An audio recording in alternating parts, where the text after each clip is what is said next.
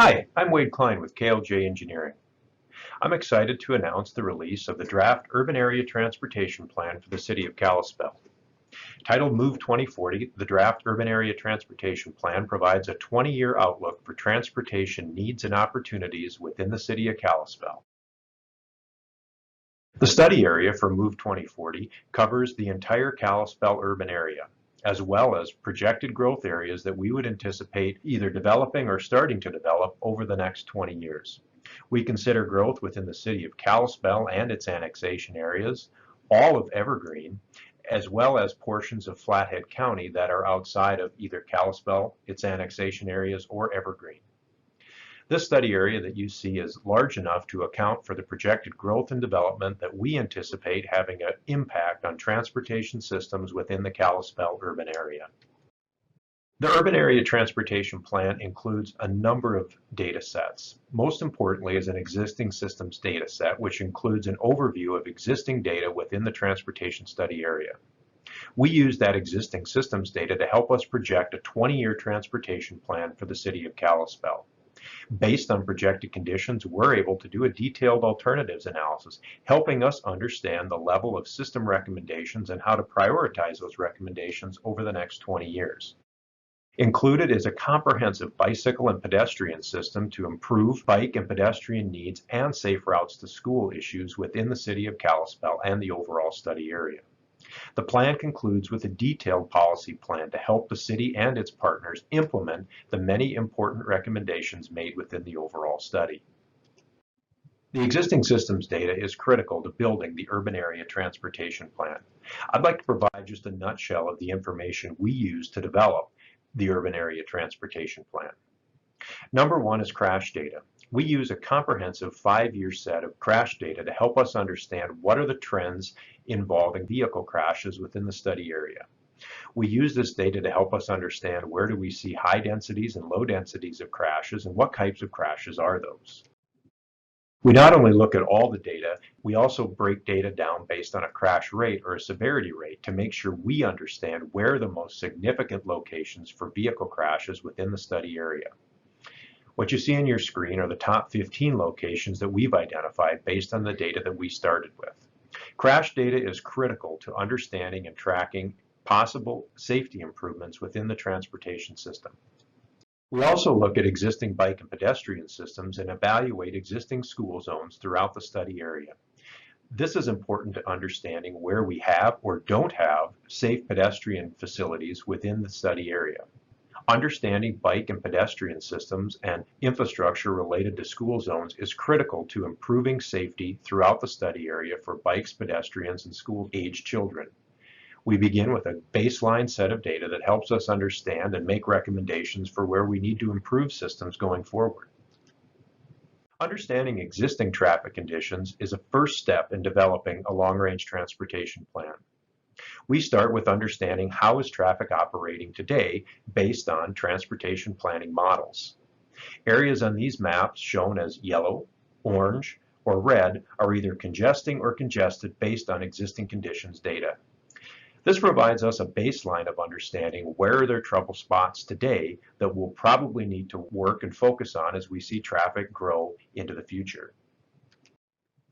Understanding how traffic will grow into the future is really a part of our projected conditions analysis of the transportation plan. Our projected conditions is really supported through two different inputs. Number one is households. We've projected that for the overall study area, we'll see 2.4% growth in households. Those household growth are allocated separately based on the City of Kalispell, Evergreen, or the balance of the study area, which would basically be out in Flathead County. We've allocated these new households based on a geographic distribution that will assist us in projecting future transportation demand. Over 9,000 households are projected to be added to our study area by the year 2040. As with households, we also project employment over the life of our transportation plan to the year 2040. We have projected nearly a 2% growth in employment within the study area. This growth is allocated separately based within the City of Kalispell, Evergreen, and within the balance of the study area in portions of Flathead County. As we did with households, we also allocate our new projected employment throughout the study area to the year 2040. Nearly 12,000 new jobs will be produced and added to the study area by the year 2040 based on our planning projections. This employment growth, coupled with the household growth, will have an impact on transportation systems throughout the study area. When we add our households and our employment that we projected to the year 2040, we see an increase in vehicle miles traveled, that is the amount of miles that we travel in our vehicles, grow by 81%. We also see that the amount of daily vehicle hours traveled, that's the amount of time that we spend driving, will grow by 43%. This is some pretty tremendous growth in transportation demand on our system. So the map that we look at now, compared to the map that we looked at earlier as far as our level of service, shows a lot more red, orange, and yellow areas, suggesting that we're going to have more congestion within the study area. This provides a basis for us to start to identify potential improvements and solutions to some of the projected transportation conditions that we've modeled for the study area. The transportation modeling that we do allows us to understand system recommendations and also allows us to prioritize those recommendations over the life of the transportation plan. Based on projected conditions, we go through a detailed evaluation of existing projects that were identified in the last transportation plan, removing projects that have been completed, reevaluating projects that have yet to be completed, and developing new recommendations based on our updated growth horizon of 2040. Our analysis, as I mentioned earlier, starts with looking at high crash locations, severe crashes, and our projected level of service. While the map on your screen looks fairly cluttered, it's a representation of the tremendous number of inputs that we need to put into the process to understand what kinds of recommendations and where do we need to put those recommendations to improve our overall transportation system. Our recommendations start first by looking at our major street network, looking at larger corridor level improvements that look at improving existing corridors, preserving corridors for future growth and development.